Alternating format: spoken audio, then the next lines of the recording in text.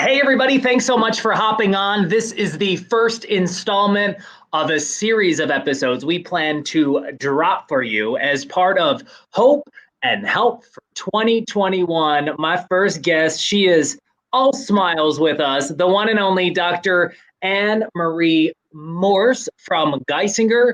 And you know what? You are like the Swiss Army knives of neurologists. So tell us, when I get your emails and I see your signature, you have a plethora of credentials. So you work in neurology at Geisinger, but describe for me exactly what your position is and your role so we kind of give people a sense of why we're talking to you. Sure. So I'm the director of child neurology as well as pediatric sleep medicine at Geisinger. My background is that I am a board certified neurologist with special qualifications in child neurology that completed additional training in sleep medicine. And so I have a focus in both of those areas. My clinical practice does touch mainly pediatrics, but I also do provide some care for adult patients, specifically those who have hypersomnia disorders. And I also spend a lot of time doing research, particularly looking at the intersection of sleep and its effects on health, maintenance of health, and also the contribution to disease. So I'm hoping today that I get to give a couple of pearls on why people maybe want to think about how they're sleeping, how many hours of sleep they're getting, and really how great and rested do they feel the next day. Because that might be the call to action for some people who are watching this right now to say, hey, you know what? That might be something to allow me to have a much better 2021. You said it, you hit the nail on the head. And one of the other reasons why we're talking to you, not only are you all of that you just described, and I know you won't toot your horn, but I'm going to toot it for you. You're also one of only about 36 type of sleep specialists in the whole country.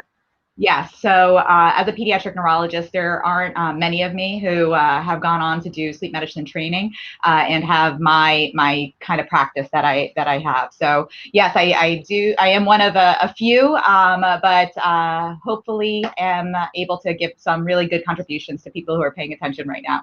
Right. And I always feel it's so important to set people up to let folks know why we're talking to this expert. So let's get right to it. If people are looking to improve their lives in 2021, sure, why should we start with our sleep? What are we missing? You've done the research. So the reality is sleep is something that we all do. It's a completely necessary process. But as we have engaged in a society that we need to get more done every day, and we constantly have that FOMO, fear of missing out, sleep tends to be the thing that we cut out first, right? I see it in my students where they're like, I have homework to do, I'm in activities, I have all these extracurriculars, I want to stay up late and play video games with my friends. And so sleep is the thing that gets curtailed, right? They say, okay, I'm going to go to bed at 3 o'clock in the morning, but they still have to wake up at 6 a.m. The same thing is true of, I hear very commonly from my adult patients, I'll sleep when I'm dead. I have work I have to do, I have family obligations, I want to have a good time. And so again, sleep is the thing that gets cut out. When you look at the early 1900s and the average amount of time that a typical adult slept, it was 9 hours. The most recent census is saying that the average adult now is sleeping about 5 hours, which is greatly insufficient compared to the 7 to 9 hours a night that the typical adult really should be getting. And when we're cutting out that sleep, we're cutting out on something that is hugely required for us. So the same as you may be thinking about your diet and what you're putting in your body and how that influences the quality of your health, the same mindset and the same importance should be put on the quality of sleep that you're getting.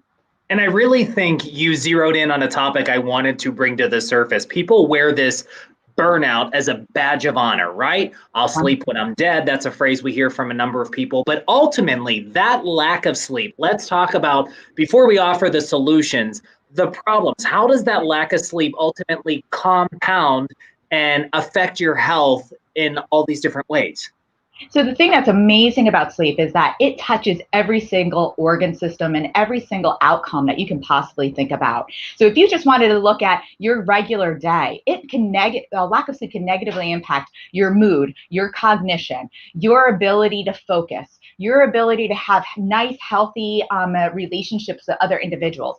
It can cause you to have significant excessive daytime sleepiness. When you look at the average American, it's estimated that 4 to 20% of adults will endorse that they have excessive daytime sleepiness. Some recent work that I've done with one of the local school districts demonstrated that 30% of the children were endorsing symptoms of excessive daytime sleepiness. If I'm having a difficulty keeping my eyes open, that is going to impair my ability to be able to function at my top performance.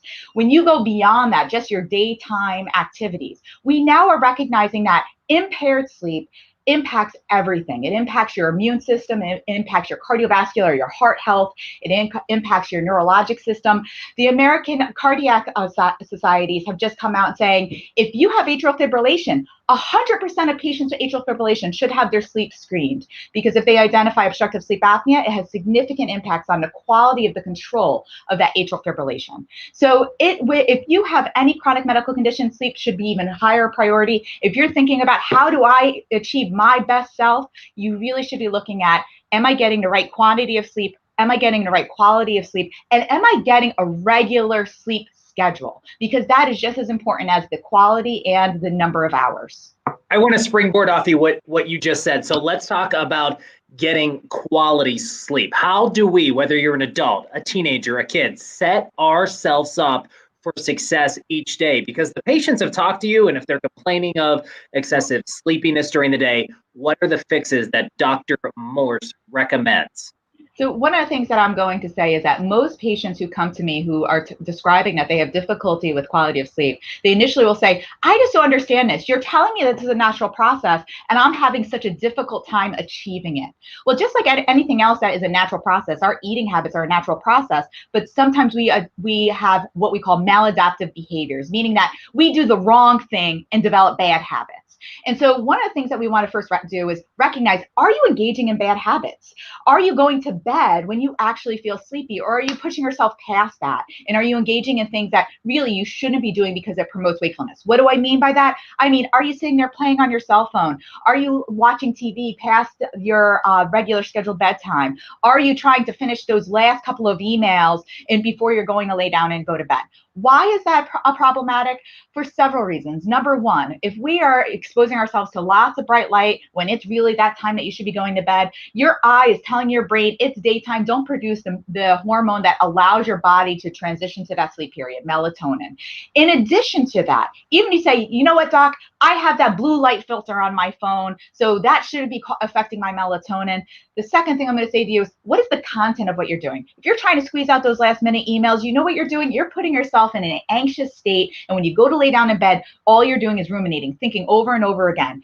Did I finish sending all those emails? Did I finish all of my work? That is not going to contribute to quality sleep. The best thing you can do for yourself is develop a nice, healthy bedtime routine. Enhance what we call your sleep hygiene. The same as you talk about your overall health hygiene. I brush my teeth, I wash my hair, I put on some deodorant. The same thing is talking about sleep hygiene.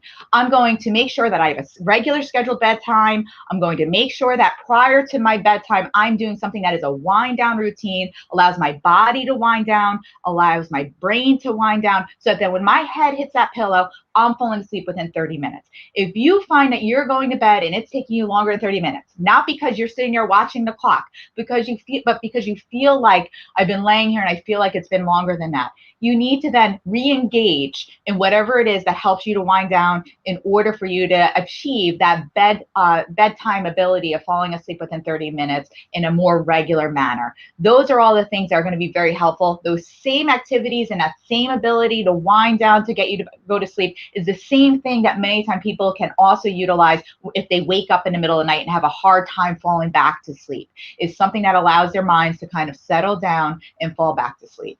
So be more specific if you can. That was amazing. But I guess when parents are watching this and people saying, all right, Dr. Morse, tell me how many hours in advance before bedtime do I stop checking email, get off my phone, stop drinking liquids? I mean, I'm looking for, how simple can we make this? Sure. So it depends on the type of personality you are. So for instance, my children who have ADHD, they have a self-regulation problem. They're going to need a longer period to wind down than maybe my child who doesn't have ADHD and maybe is more easily redirectable. So I generally give people about 30 to 60 minutes to say, that's your wind down period, and really use that as a gauge to set for yourself to say, who am I and what will I respond to? So in that 30 to 60 minutes prior to your designated bedtime, so say you want to go to bed at 9 o'clock, 30 to 60 minutes prior to that 9 o'clock period, you should start that bedtime routine. So whether it's saying, I'm going to put on my pajamas, brush my teeth, brush my hair, get ready for bed,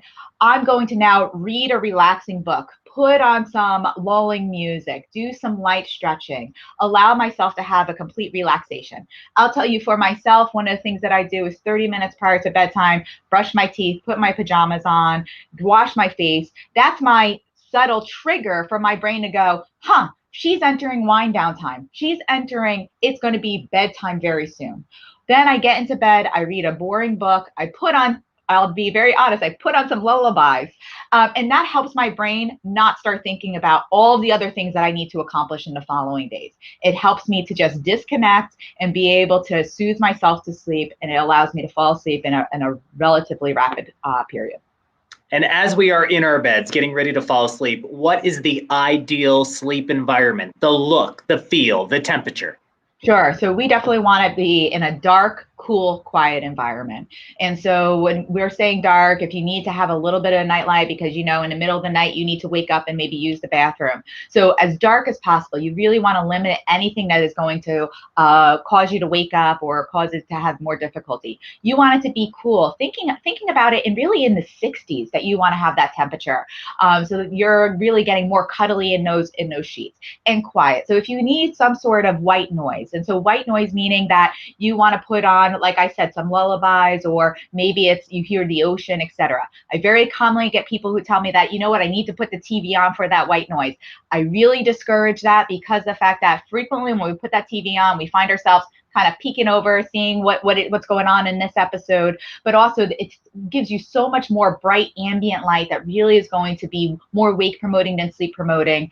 So really, I would say discouraging the TV, but utilizing some of these other components to help in encouraging your sleep. Hours of sleep recommended for adults, teens, kids. Break it down for us. Sure. So one of the things that I think we should all recognize is it's not a one size fits all. So it's not uncommon that I ask someone, how do you sleep? And they will say, yeah, about 8 hours. The 8 hours really is referring to the adults, who typically should get 7 to 9 hours of sleep. When we're looking at the course of amount of sleep that is needed, it overlaps neurodevelopmental needs. What does that mean? When you think of a baby who is spending their life learning everything that's in front of them, they need a lot more sleep. So the average infant needs about 14 to 17 hours of sleep a day. And that's not all at one time. We see that's fragmented across 24 hours.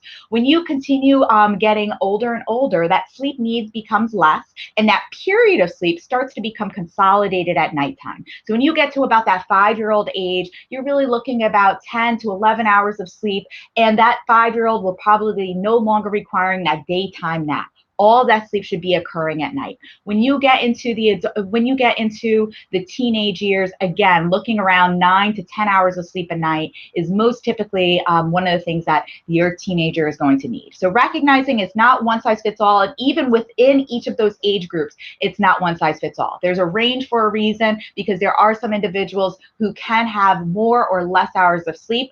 If you're an individual who is listening to this and you're going, I can get away with 5 hours of sleep and I function well, I'm going to ask you to really look into yourself and say, is that 100% true?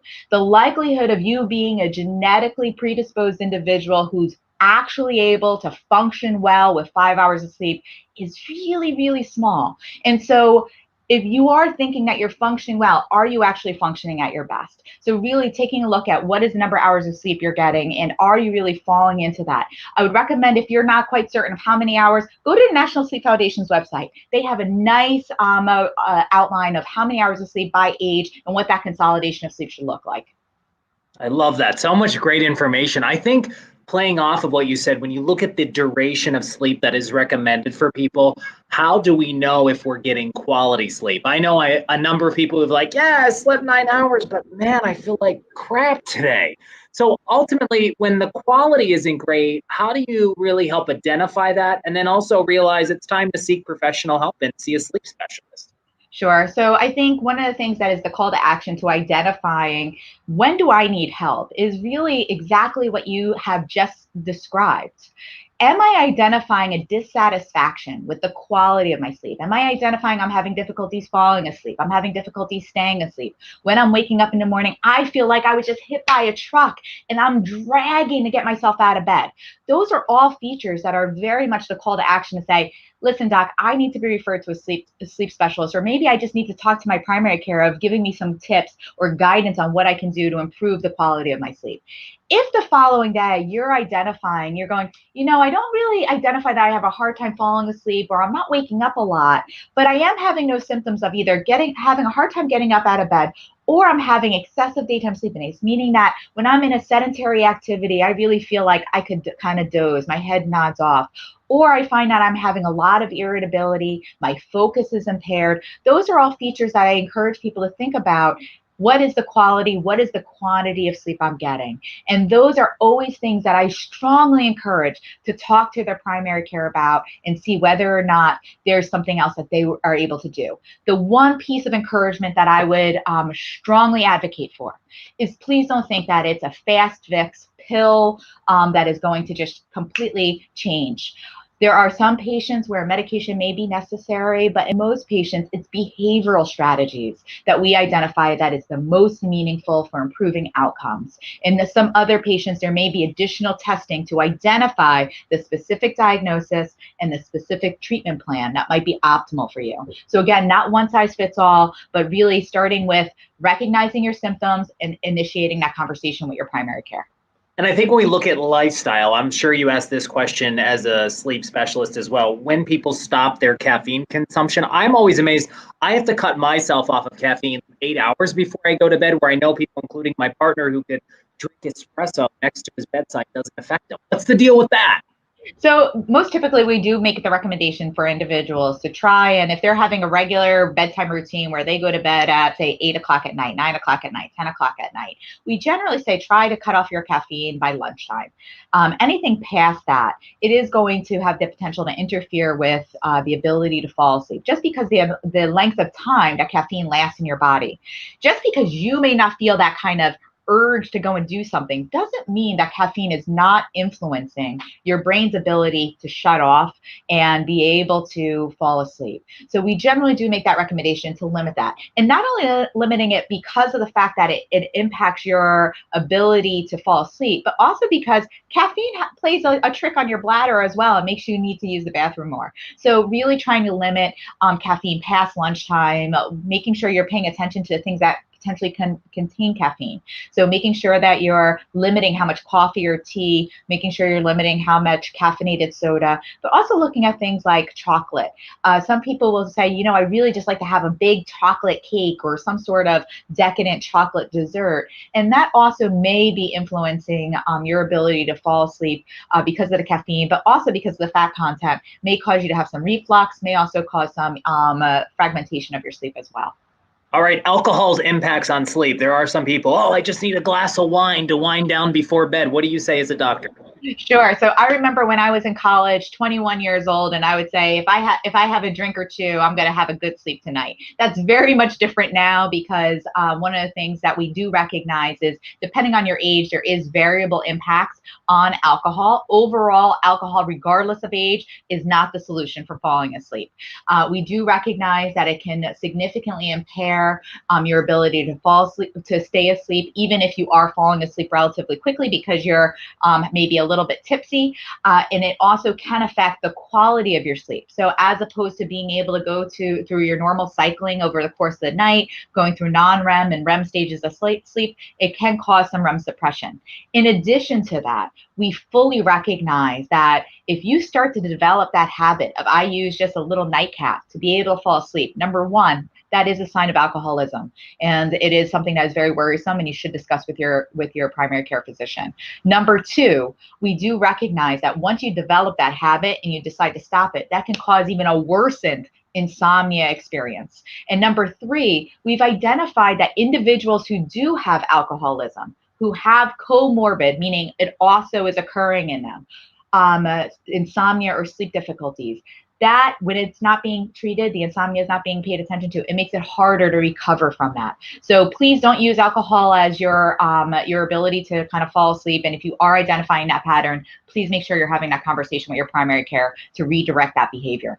So much great info. And as we wind this down, when we look at the pandemic and we talk before COVID-19, there was such and still is really sleep deprivation all over America and in northeastern and central Pennsylvania. Did you find, though, in any research or in your own experience with more people working from home, staying at home more, has sleep gotten any better for folks, or has it improved across the board at all with people not having to rush out to work and could sleep in a little longer? Sure. So it's an interesting phenomena because when you describe it like that, the initial expectation would be saying, well, now people have their own ad-lib schedules. They should be able to compensate for what their sleep needs are. The unfortunate truth is some of the things that we're seeing is quite the opposite. So number one, there's a phenomenon called COVID-somnia, where people actually have so much anxiety about COVID that they're just unable to wind down and fall asleep at night. The second thing is because everything is at home, my work is at home, my family's at home, my social life's at home, there really are no boundaries. And so everything is just kind of spilling into one another. And we find that people have less structured time of saying, this is my work time from 9 to 5, and then this is my family time, and this is my wind down time. And so what we find are people are saying, it's 8 o'clock, I usually am doing my wind down time, but let me do these few emails. And we're seeing that really the type of sleep problems have just become more diverse. And I actually think that the opposite is true. I think they're actually becoming more prevalent. And so I do think that is even more so the call to action for 2021 when we're thinking of what are the good, healthy habits that we want to have live our best lives and really start with a fresh start in the new year, is looking at what are our daytime habits and then what is our sleep habits and how do we really focus on optimizing it so that we have our best days. So much great info, and I always learn so much from you, including when you encourage me to stick to my schedule as much as I can, even on the weekends.